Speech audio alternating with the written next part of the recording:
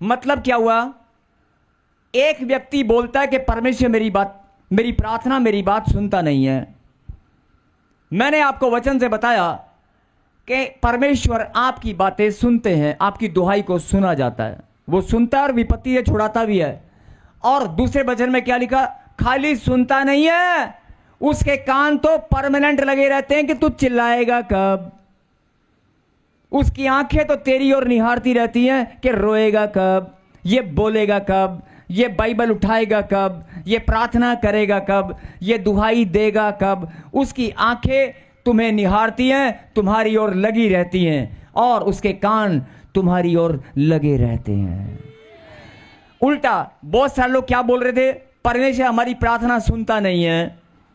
मैंने बताया सुनता है, दुहाई को सुनता है और विपत्तियों से छुड़ाता है। और दूसरे वचन में क्या बताया? खाली सुनता नहीं है, तुम्हारे बोलने से पहले अपने कान लगा के रखता है। बोलेगा कब, प्रार्थना करेगा कब, वो तो पहले से ही लगा के रखता है। बोला हालेलुया। कितनों को ये बात समझ में आ गई है? आ गई है? पक्की बात है? पक्की बात है। अगला वचन एक और सुने, 19 को पढ़े बेटे, 19 को। जो लोग बोलते हैं कि मैं बहुत बड़ी विपत्ति में हूं, बहुत समस्या में हूं, 19 को। धर्मी पर बहुत सी विपत्तियां पड़ती तो है, परंतु यहोवा उसको उन सब से मुक्त करता है। बोला हालेलुया। हालेलुया। धर्मी पर विपत्तियां बहुत पड़ती हैं, लेकिन उन सब से क्या करता है? मुक्त कर देता है। क्या कर देता है? मुक्त कर देता है, छुटकारा कर देता है, कैसी भी बड़ी विपत्ति हो। मतलब परमेश्वर आपको क्या समझाना चाहते हैं कि जब अभी तक तो तेरा जीवन प्रार्थना का जीवन था, लेकिन फिर भी तू आत्मिक गलती कर रहा था, और आत्मिक गलती करते हुए तूने दोष भी मुझ पर लगा दिया, और मुझ पर दोष लगाया, और शैतान ने बहाना बनाकर तेरी आशीष से छीन ली या रोक ली। तो आज से तू इतना मजबूत बन जा कि ये बोलने की जरूरत नहीं है कि परमेश्वर सुनता नहीं है। मैंने अपने वचन में वायदा किया, और वचन को तू पढ़ ले, मैं सुनता हूं। लिखा, धर्मी दुहाई देते हैं, दुहाई देते ही यहोवा सुनता है, और सुनते ही विपत्तियों से छुड़ाता है। बोला हालेलुया। और उल्टा क्या प्रभु ने बताया? जब तुम दुहाई दोगे, प्रार्थना करोगे, तुम्हारे प्रार्थना करने से पहले, तुम्हारी आराधना प्रार्थना करने से पहले, तुम्हारे दुहाई देने से पहले मेरे कान तेरी प्रार्थना को सुनने के लिए लगे रहते हैं कि तू करेगा कब। मेरी आंखें तुझे निहारती रहती हैं कि तू प्रार्थना में बैठेगा कब। बोल हालेलुया। और अगर तू धर्मी है और मेरी संतान है, और तू धर्मी है, मेरी संतान है, अगर मेरा बेटा और बेटी है, तो फिर सुन ले, धर्मी पर बहुत सी विपत्तियां पड़ती तो हैं, क्योंकि धर्मी, परमेश्वर ऐसे लोगों को तैयार करता है जो लोग शैतान का सामना कर सकें। धर्मी पर विपत्तियां पड़ती तो हैं, लेकिन यहां पर एक शब्द, बड़ा सुंदर शब्द लिखा है, और यहोवा उसको उन सब से, क्या लिखा? दोबारा स्क्रीन पे लगाइए जरा। कई लोग सोचते हैं कि विपत्ति आ गई प्रभु मुक्त करेगा। खाली मुक्त की बात नहीं हो रही, जरा गहरी बात को समझना। क्या लिखा? धर्मी पर बहुत सी विपत्तियां पड़ती तो हैं, परंतु यहोवा उसको उन सब से, क्या लिखा? ऊंची आवाज से बोलो, सबसे। खाली कर्जे से नहीं, खाली बीमारी से नहीं, खाली परेशानी से, टेंशन से नहीं, शुगर से नहीं। कई लोग बोलते हैं शुगर तो चली गई, शुगर चली गई, सर्वाइकल होर हो गया। और सर्वाइकल गर्दन तो ठीक होगी, पर लत ने होर फड़ लिया। वो लत गोडा तो ठीक हो गया, हुण मैनू लगता खून च इन्फेक्शन होगी। वो खून की इन्फेक्शन ठीक हो गई, लेकिन साढ़े घर च लड़ाई झगड़ा हो गया।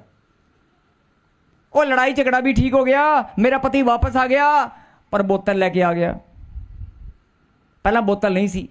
मतलब रोज डेली आप एक नई नई विपत्तियों का सामना करते हैं, आप रोज डेली समस्याओं का सामना करते हैं। ये सारी, क्या लिखा? सबसे, जितनी भी विपत्ति तुम पर पड़ने वाली हैं, सबसे। ऐसे नहीं लिखा विपत्ति से मुक्त करेगा, विपत्ति से मुक्त नहीं करेगा, ये नहीं लिखा, लिखा सबसे।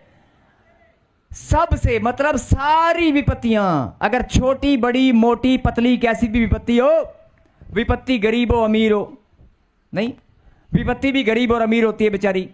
अगर विपत्ति गरीब हो अमीर हो, छोटी हो मोटी हो, कैसी भी विपत्ति हो, अगर वो तेरे घर पर आ गई है, तेरे सामने आ गई है, तो प्रभु के वचन को याद करना।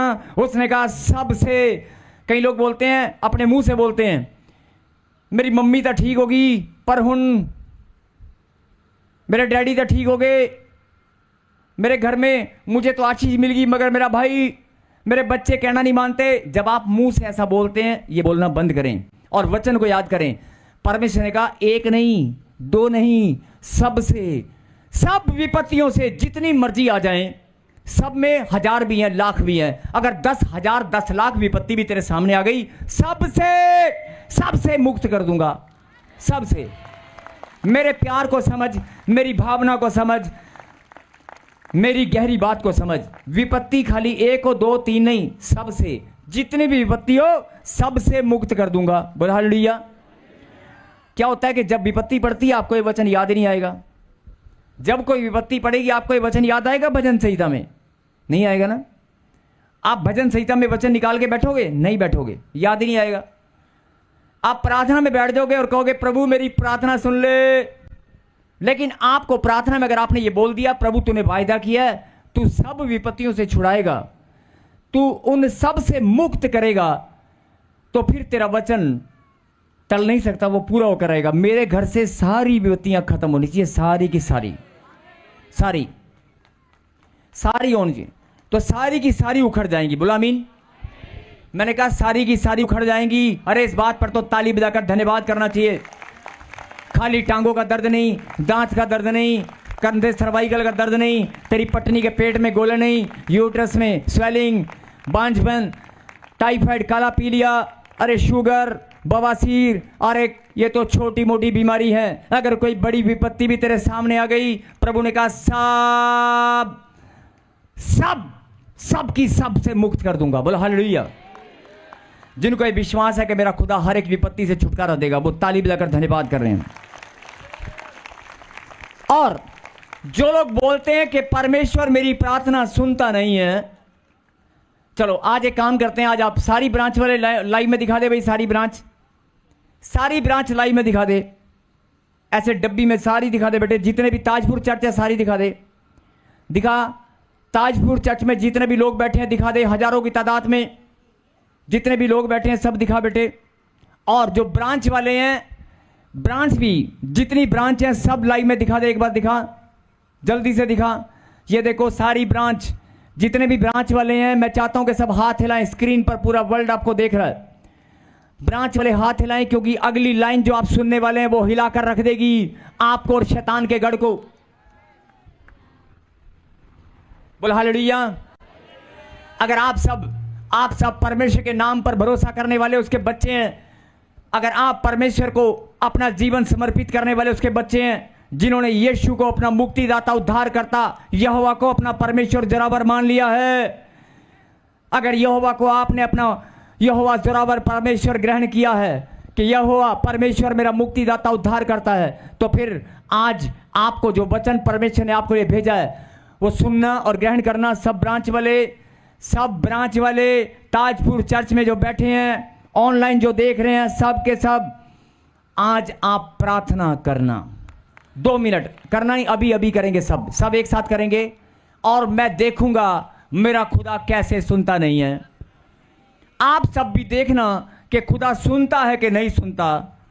आपकी प्रार्थनाएं अभी के अभी, जो लोग बोलते हैं 10 साल से, 15 साल से, 20 साल से मेरी प्रार्थना सुनी नहीं गई, आज आप देखना, आप यहीं पर 5 मिनट सब लोग शांत होकर, सारे ब्रांच वाले सब लोग 5 मिनट, सिर्फ 5 मिनट सच्चे मन से आज प्रार्थना करना।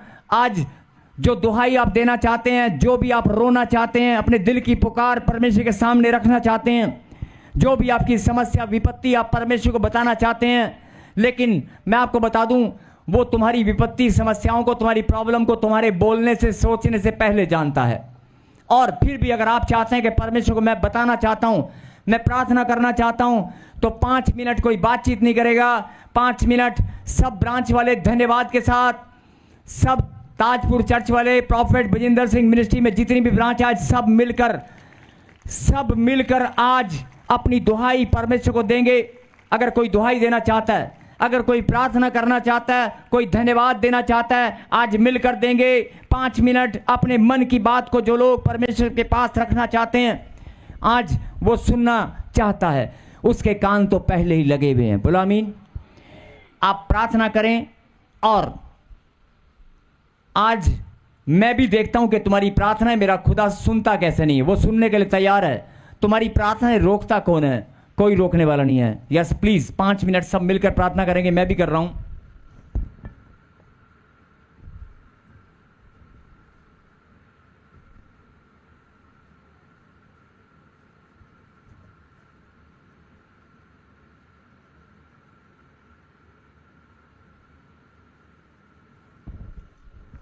कोई बातचीत नहीं करेगा। 2 से 3 मिनट सच्चे मन से आप परमेश्वर के अभिषेक में उपस्थित हैं। परमेश्वर के उस अभिषेक के अंदर आकर आप दुहाई या प्रार्थना जो भी प्रभु को देना चाहते हैं, अरे वो सुनता है, वो सुनेगा। आप अपने मन की पुकार को परमेश्वर के चरणों में आज रख कर देखें, वो आपकी प्रार्थना को सुनेगा। प्लीज सब लोग शांत होकर, सब ब्रांच वाले, कोई बातचीत नहीं करेगा। 2 से 3 मिनट 5 मिनट सब लोग अपनी प्रार्थना करें प्लीज। कोई बोलेगा नहीं प्लीज।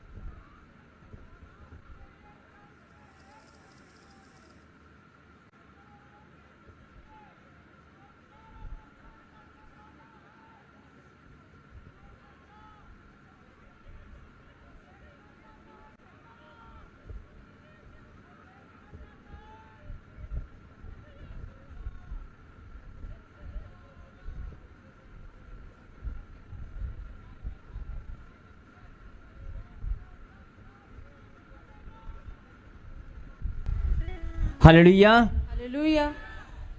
कितनों ने आज प्रार्थना की है सच्चे मन से? जिन्होंने आज प्रार्थना की है, आज आपकी प्रार्थना, प्रभु के वचन में क्या लिखा? जब धर्मी दुहाई देता है तो यहोवा सुनता है। आमीन। जब धर्मी दुहाई देता है, प्रार्थना करता है, तो यहोवा सुनता है और उसके कान, लिखा, यहोवा की आंखें धर्मियों की ओर लगी रहती हैं। उसकी आंखें आज हर एक ब्रांच में लगी हुई है। आज उसकी आंखें ताजपुर चर्च में, प्रॉफेट बजिंदर सिंह मिनिस्ट्री में लगी हुई हैं। आज उसकी आंखें हर एक उस स्थान पर लगी हुई हैं जो लोग आज उसके नाम को दुहाई दे रहे हैं, आज प्रार्थना कर रहे हैं। बोलो आमीन। आमीन। और उसके कान भी उसकी दुहाई की ओर लगे रहते हैं। बोलो आमीन। आमीन। अगर आपको ये दोनों वचन आज पता चल गए हैं तो आज के बाद क्या आप बोलोगे कि परमेश्वर मेरी प्रार्थना सुनी नहीं गई? अगर वचन में लिखा है कि तुम प्रार्थना करोगे, तुम दुहाई दोगे, परमेश्वर सुनता है, सुनता है, आमीन, तो क्या आप आज के बाद ऐसा बोलोगे कि मेरी प्रार्थना सुनी नहीं गई, प्रभु सुनता नहीं है? क्या आप ऐसे बोलोगे? अगर ऐसे बोलोगे, अगर बोला है तो उसके लिए पश्चाताप करना। अगर आप ऐसे बोलोगे कि प्रभु ने मेरी प्रार्थना नहीं सुनी, मेरी प्रार्थना सुनी नहीं गई, तो सीधा सीधा परमेश्वर, कौन नहीं सुन रहा? परमेश्वर। इसका मतलब क्या हुआ? सीधा सीधा परमेश्वर पर आप दोष लगा रहे हैं। और जब दोष ही आपने परमेश्वर पे लगा दिया तो आपको ब्लेसिंग कहां से आएगी? बोला हालेलुया। आप मेरी बात समझ गए? आप बात को समझ गए? एक और वचन से सुनेंगे। जो लोग बोलते हैं कि प्रभु सुनता नहीं है, जो लोग बोलते हैं कि परमेश्वर सुनता नहीं है, भजन संहिता 94 निकालें जल्दी से, जल्दी जल्दी 94। इसके बाद जो आपने प्रार्थना की है, जो आज आपने 5 मिनट एक साथ एक मन होकर पूरे हिंदुस्तान ने, पूरे जगत ने, आज प्रॉफेट बजिंदर सिंह मिनिस्ट्री में जिन लोगों ने भी ऑनलाइन देखकर आज प्रार्थना की है, आज आपकी प्रार्थना सुन ली गई है और आपकी प्रार्थना का उत्तर भी अभी के अभी आने वाला है। आमीन। आने वाला नहीं है, आ गया है। आमीन। हर एक ब्रांच में उत्तर आ गया है। आमीन। अभी आप देखना, आपके लिए प्रभु आपसे बात करेंगे, आपके लिए भविष्यवाणी होगी। आमीन। बोलो आमीन। लेकिन जो लोग बोलते हैं कि प्रभु सुनता नहीं है, आपने आज वचन से समझा कि धर्मी दुहाई देते हैं और वो सुनता है, और उसकी आंखें और कान तो पहले ही लगे रहते हैं आपकी प्रार्थनाओं की ओर। बोलो आमीन। अब सुने भजन संहिता 94 और निकालें उसकी 9वीं आयत को हम पढ़ेंगे। भजन संहिता 94 और सब लोग अंडरलाइन कर लेना। भजन संहिता 94, भजन संहिता 94 और 9वीं आयत को अंडरलाइन करना। हर एक जन अपनी अपनी बाइबल में अंडरलाइन करना, हाईलाइट करना और पढ़ेंगे इस वचन को। यस। जिसने कान दिया, जिसने कान दिया, क्या वो आप नहीं सुनता? क्या वह आप नहीं सुनता? जिसने आंख रची, जिसने आंख रची, क्या वो आप नहीं देखता? क्या वो आप नहीं देखता? बोलो हालेलुया। हालेलुया।